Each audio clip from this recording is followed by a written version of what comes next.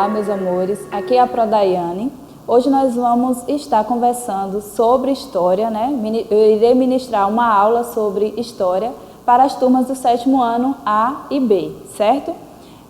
Eu gostaria que nesse primeiro momento a gente pudesse recapitular a nossa trajetória até aqui, certo? Porque esse nosso quarto capítulo, na verdade, ele é uma junção de todos os outros que nós já debatemos em sala, ok?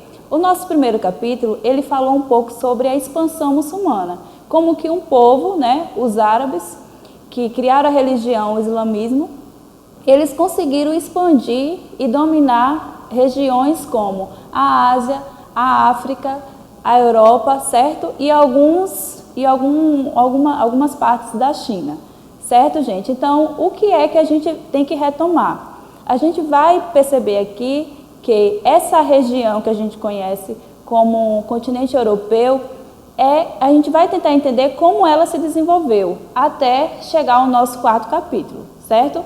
No segundo capítulo, a gente debateu sobre renascimento comercial, renascimento urbano, e nós entendemos como criou essas relações comerciais, como surgiu as cidades, como iniciou essa vida urbana, né? O homem e essa vida urbana.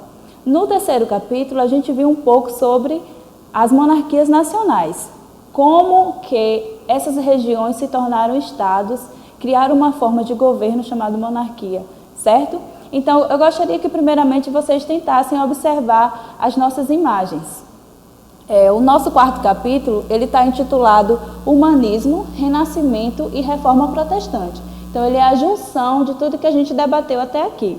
Essa primeira imagem, ela fala sobre as monarquias nacionais, certo? A gente está aqui vendo a figura do rei e um mapa da Europa, e em vermelho, onde é que vai se formar essas monarquias nacionais, né? A Espanha, a França, Portugal, ok, Inglaterra.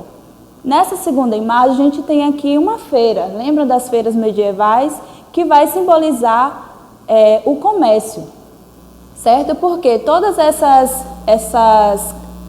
esses pontos que a gente vai trabalhar aqui são características que vão proporcionar esse humanismo, esse renascimento e a reforma protestante. Então, a gente tem aqui o comércio e as rotas comerciais, certo? A gente tem aqui o desenvolvimento de técnicas como a utilização da bússola e do astrolábio. Nós temos também as relações que vão se iniciar de trocas culturais, comerciais, entre o Ocidente e o Oriente. E a gente tem aqui o surgimento da classe burguesa, ok? Então, essas são características que vão proporcionar o que nós vamos estudar agora. Então, gostaria que vocês fossem aí estudando, relembrando e pontuando no caderno, certo? Para a nossa revisão se tornar melhor. Então, o primeiro ponto a ser trabalhado é o humanismo.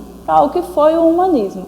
A gente tem que lembrar que esse momento é um momento de mudanças, é um momento de transformações. Então, a vida das pessoas vai sofrer alterações, a maneira delas conviverem, delas se relacionarem, o cotidiano dessas pessoas vão sofrer mudanças. Então, o humanismo, como a gente pode ver nessa imagem, que é uma obra de Leonardo da Vinci, que a gente chama de O Homem Vitruviano, como a gente pode observar, o homem está no centro da Terra. Então, isso a gente vai chamar de humanismo. O humanismo é uma corrente intelectual, um movimento de ideias que vai ocorrer, certo? Nessa transição da Idade Média para a Idade Moderna, e vai ter como ponto principal colocar o homem no centro dos estudos, certo? Então, a gente pode perceber que vai ser um momento que a gente vai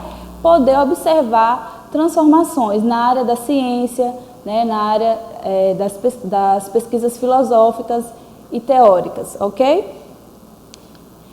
As principais características do humanismo são, primeiro, que o humanismo proporcionou o aumento de universidades, certo? Ou seja, ele focou primeiramente na educação, no ensino da época. Por quê? Porque a Igreja Católica, a gente lembra que a Igreja Católica ela era, nesse momento, a representante da educação do ensino. Então, ela tinha influência direta nas escolas, nas universidades. Tanto que aqui na região de Jacobina, por exemplo, essa educação ela vai começar através da catequese, de associações criadas por padres. Então, isso remete muito a esse período, ok? E o que é que vai acontecer nesse momento? As universidades que vão começar a surgir, elas serão laicas. O que é ser laica? É uma instituição neutra, que não tem religião, que não teria um posicionamento religioso. O Estado brasileiro hoje, por exemplo, ele é laico. O brasileiro tem direito de professar sua fé, seja ela qual for. Então, nesse momento, o humanismo vai possibilitar a criação dessas universidades laicas. As pessoas terão sua individualidade, o direito da sua individualidade, certo? Nós vamos ver também essa questão do resgate dos aspectos da antiguidade clássica, principalmente Grécia e Roma, vai ser duas regiões que serão utilizadas como foco, né, como ponto de referência para esse humanismo. E algo que a gente vai perceber também é as inovações científicas. Por exemplo, algo que era proibido, como a questão da abertura dos corpos, por exemplo, né, para o estudo da medicina, que antes era proibido, agora já será realizado. A questão do estudo sobre o espaço, que a gente vai ver aqui as teorias sobre como que funciona esse espaço sideral, certo? Então, uma das características do humanismo vai ser o foco no antropocentrismo. O que é isso? O homem no centro da Terra. E aí, o humanismo, os humanistas, né, os pesquisadores, vão entrar em confronto com a Igreja Católica no sentido que nesse momento era vigente o teocentrismo, ou seja, Deus como centro do universo. E a partir desse momento do humanismo, a gente vai ter uma corrente chamada de antropocentrismo, que é o homem como centro de universo, ou seja, o homem como objeto de pesquisa, o corpo humano como objeto de estudo, então o homem como referência, como a gente pode ver nesse quadro aqui atrás. Essa questão de o teocentrismo, ele vai se basear na Bíblia, certo? Ele vai dar, de certa forma, não vai ser importante a vida material e todo o processo da natureza, da criação do homem, de valores morais, vai ser baseada na religião católica, certo? E o antropocentrismo, ele vai quebrar com isso, né? Então, a verdade vai ser vista através da experimentação, da observação, da pesquisa. A vida terrena e material ela vai ser importante porque nós somos seres humanos, então tudo que nós produzimos vai ter essa importância para a nossa história, para construir a nossa história. E a crença vai ser no progresso, certo? E vai se basear na ideia de realidade e de razão. Então vai explorar, é o momento que vai explorar essa questão de como a gente vai precisar lidar e enxergar essa realidade a partir da nossa racionalidade, ok? Porque era um período, gente, a gente precisa entender, nós vimos isso nos 3 capítulos, que nós estávamos vivendo, os nossos antepassados nesse momento, viviam uma hegemonia da Igreja Católica. Então, de certa forma, todas as relações eram baseadas, né, nessa religião. E outras correntes que a gente vai perceber um choque é que a igreja ela defendia o geocentrismo, ou seja, como a gente pode ver na ilustração ali, ela acreditava que a Terra era o centro do universo e que o Sol, os planetas, né, giravam em torno da Terra. E aí nós vamos ter pesquisadores como, por exemplo, Galileu e Galileia, que ele pesquisou e descobriu que é o contrário. No caso, são a Terra e os planetas que giram em torno do Sol. E foram essas duas correntes, elas estavam em embate nesse momento, porque a gente está vendo aí que, com o humanismo, as pessoas começaram a buscar, a questionar, certo? A questionar como é que foi produzido esse livro, como é que foi produzida essa camisa, como é que foi produzido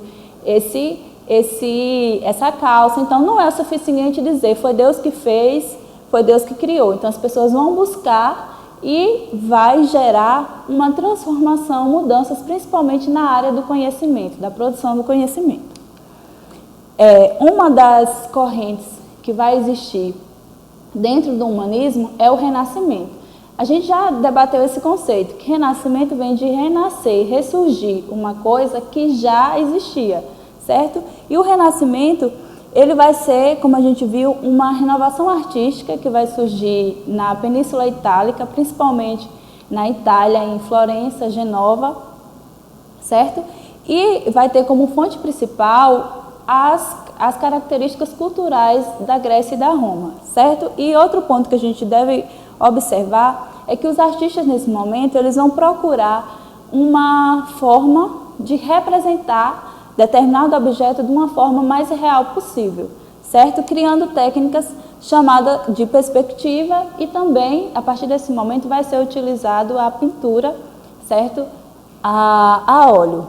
E essa imagem eu gostaria que vocês olhassem, e ela também vai estar presente na página do nosso livro, que vocês podem olhar aí, no capítulo 4, página 66, certo? Que eu gostaria que vocês tentassem analisar.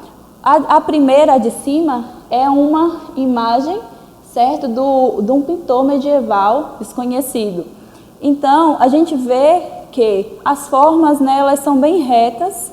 E olha como a mesa, eu gostaria que vocês olhassem, como a mesa da figura 1 é representada e como a mesa da figura 2 ela é representada, certo? Essa imagem de baixo é a Santa Ceia, do Leonardo da Vinci, certo? E aí quem assistiu o filme O Código da Vinci, vai perceber que essa é a imagem que o ator, né, representado pelo Dan Brown, ele vai analisar, certo? Então, aqui a gente tem duas técnicas, cada uma representa um período. Essa aqui representa o período medieval e essa é o Renascimento. Então, vocês podem perceber que no quadro de baixo tem a profundidade de formas, ou seja, eles conseguem focar. A mesa, eles usam técnicas da matemática, da geometria, e eles buscam representar de uma forma mais fiel, de uma forma que eles pudessem, com uma fotografia hoje, focar naquilo que eles entendiam e acreditavam, na verdade, né, que estaria reproduzindo a cena real. Então, vocês olhem no livro, porque talvez fique melhor a visibilidade, olhem as duas imagens e tentem comparar elas, tentem perceber como que nesse momento a gente vai ter pintores, escultores, que vão buscar, de uma forma, representar a arte de uma forma mais solta, mais livre, sem ser apenas para reproduzir, para tentar reproduzir formas. Aí a gente vai ter, por exemplo, o Michelangelo, que vai se destacar nesse momento através de duas obras. Por exemplo, essa escultura, que é chamada de Davi, certo? E essa é a Capela Sistina, em Roma, que é um conjunto de afrescos, certo? E ele vai tanto trabalhar com pintura, como escultura, e vai tentar mostrar esse novo conceito de arte. Os outros dois artistas que vão se destacar nesse momento é o Leonardo da Vinci, que é a sua principal obra, né, que a gente conhece, já virou altos memes, é a Mona Lisa, e a de Rafael Sancho, que é a Escola de Atenas, onde ele vai descrever, vai representar ali Aristóteles e Platão, ok?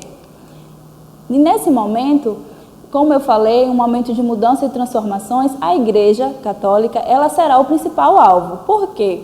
A Igreja Católica, como a gente viu, ela dominava terras, ela cobrava indulgências, ela cobrava dízimo, então ela tinha todo o controle daquele momento. Então, a reforma protestante, o que vai ser? Protestante já está falando, protesto, reivindicação, questionamento, crítica. Porque a gente tem que ver que a Bíblia, naquele período, era um livro sagrado que só poderia ser interpretado pelos sacerdotes, por uma pessoa ligada à Igreja Católica. E isso gerou muitas críticas, né? Porque começou a surgir corrupções, porque muitos padres, muitos bispos, né, tinham usavam dinheiro que as doações que as pessoas faziam. A gente vê aí nos noticiários que ainda hoje persiste algumas práticas antiéticas de algumas igrejas, seja da área protestante e católica. Então, nesse momento, a reforma protestante vai ser isso, vai ser esse questionamento, essa crítica que vai proporcionar outras formas de religiões, né, outras igrejas que venham a surgir. Por exemplo, a gente vai ter três igrejas que vão surgir nesse momento, certo? O protestantismo, ele vai estar vinculado ao Lutero, ao João Calvino, certo? E ao rei Luís Henrique, que a gente vai olhar agora. Então, essas pessoas, eles questionaram a Igreja Católica e proporam uma nova forma de religião. O Lutero, por exemplo, ele era um monge alemão. Ele vai questionar principalmente as indulgências. O que eram as indulgências? Era eu dizer, toma aqui, aluno, isso aqui vale 3 mil, 4 mil reais. É sua compra para o paraíso. Então, você comprava aquela indulgência e tinha salvação, tinha os seus pecados liberados. Então, essa vai ser a principal crítica de Lutero. E Lutero, ele vai escrever 95 teses, criticando, questionando, certo? Toda essa estrutura de corrupção que acontecia na Igreja Católica. E ele acreditava que a salvação das almas, ela se daria na fé somente em Jesus Cristo. Então, desconsiderava, por exemplo, a Virgem Maria e outros santos criados pela Igreja Católica. E ele acreditava que todo cidadão, ele tinha direito a interpretar a Bíblia. Então, ele vai ser uma figura muito importante, porque ele vai traduzir o Novo Testamento para o alemão. Isso vai possibilitar que outras traduções aconteçam, vai deixar a Bíblia, de certa forma, mais acessível para a população, para as outras pessoas. Então, o Lutero, a maioria das igrejas que seguiram o luterismo está na Alemanha, certo? E tinha essas principais características que a gente observou. Outra vertente que vai surgir é o calvinismo, como eu já falei, baseada no pensamento de um frade também, João Calvino, que vai surgir no século XVI, e a gente pode ver que o Calvino, ele vai trazer um aspecto novo que influencia a gente até hoje. Ele vai dizer que nós somos predestinados, certo? Eu já nasci predestinado à salvação. E essa salvação estaria extremamente ligada à minha postura em relação à retenção, ou seja, a poupar, e também a questão do trabalho. Ou seja, ele vai estar pregando aí uma prosperidade. E vai ter muito adepto da burguesia, porque, para quem lembra do capítulo anterior, a igreja condenava qualquer tipo de lucro, certo? Então, a pessoa não podia ter lucro, ela tinha que doar, ela tinha que redistribuir. E o Calvino, de certa forma, ele vai começar, as suas escritas, vai servir de justificativa para a burguesia, certo? Para a burguesia acumular capital. E a outra vertente é o anglicanismo, que o anglicanismo ele vai surgir através do rei Henrique, e ele vai, segundo os pesquisadores, ele vai romper com o Papa Clemente VI, porque ele tinha interesse de se separar da sua esposa, tinha interesse de constituir nova família, e a Igreja Católica não possibilitava isso. Então, o que é que ele vai fazer? Ele vai criar uma igreja para ele, certo? E para que ele possa se casar. Então, ele casa 5, 6 vezes, certo? E é interessante porque o rei Henrique, ele vai também ser o primeiro rei a ser rei e chefe de uma igreja, certo? Então, além dele centralizar o poder, né, como monarca daquela região, né, que é a Inglaterra, ele vai também ser o chefe. Então vai centralizar na Inglaterra poder religioso com o poder central na monarquia. E no período do governo da monarquia do Luís Henrique, ele vai, por exemplo, ministrar missas em inglês, que antigamente só era ministrada em latim, e vai também, por exemplo, deixar em aberto a questão do celibato. Então, os seus chefes religiosos eles vão poder ter casamentos e ter qualquer tipo de relação que quiser, e vai proibir as indulgências, que as indulgências foi um ponto de maior crítica dessas três igrejas, certo? E nesse momento a igreja ela vai dar um contragolpe. O que seria esse contragolpe, né? Que a gente vai chamar de contra-reforma. Ela vai fazer funções, ela vai estabelecer assim, como é que eu posso falar? Vai pensar numa estrutura para não perder espaço, certo? Então, dentre esses três, está primeiro o Concílio de Trento, que foi uma reunião entre papas e bispos de todo o mundo, né, que tinha como referência essa igreja, certo? A Igreja Católica, e ele vai pensar em estratégias para difundir mais ainda a religião, porque a gente viu que ela vem numa sequência de crise, ela vem perdendo poder, então ela vai pensar em estratégias para se reerguer. Uma dessas estratégias é a Companhia de Jesus, liderada por Inácio Loyola, certo? E essa Companhia de Jesus era formada por padres jesuítas. É ela que vai vir, por exemplo, para o Brasil, para catequizar os índios aqui. E a Companhia de Jesus, ela circulava por vários países tentando levar a fé católica. Então ela vai ter vai ser uma estratégia que ela persistiu até o século XIX. Por exemplo, nas grandes navegações, quando os portugueses chegam ao Brasil, né, logo em seguida os representantes da Companhia das Índias vieram para o Brasil para tentar disseminar a fé católica aqui. E outra estratégia utilizada pela Igreja Católica nesse momento foi a retomada da Inquisição. A gente viu que a Inquisição era um tribunal, né, um tribunal de Santo Ofício, que acusavam as pessoas, julgavam as pessoas, e aquelas pessoas que acreditavam em outra fé, que não acreditavam nos preceitos da Igreja Católica, eram entendidos como hereges. Então, sofriam várias punições, como a Pro falou nas aulas anteriores, né? Desde a morte à guilhotina, à fogueira, a prisões. Então, esse momento foi um momento que a igreja buscou, certo, se reinventar para não perder totalmente o seu poder. Porque, por exemplo, na Inglaterra, o rei Henrique, ele tomou terras, ele tomou propriedades da igreja. Então, ela, além de perder poder político, perdeu o econômico e também a influência, certo? Então, gente, nesse momento a gente encerra a nossa revisão, certo? Qualquer dúvida de vocês, entre em contato comigo, seja por e-mail, por WhatsApp, certo? Eu espero muito, desejo muito que vocês estejam bem, seus familiares, seus amigos. Entendo que esse é um momento difícil para todos nós, está sendo difícil dar aula aqui, certo? Sem vocês interagindo, conversando, certo? Então, um beijo da Prodaiane. Espero que a gente se encontre logo. Todo mundo, sinto falta da bagunça de vocês. A bagunça de vocês faz diferença, principalmente das turmas do 7º A e 7º B. E assim, espero que a gente possa se rever.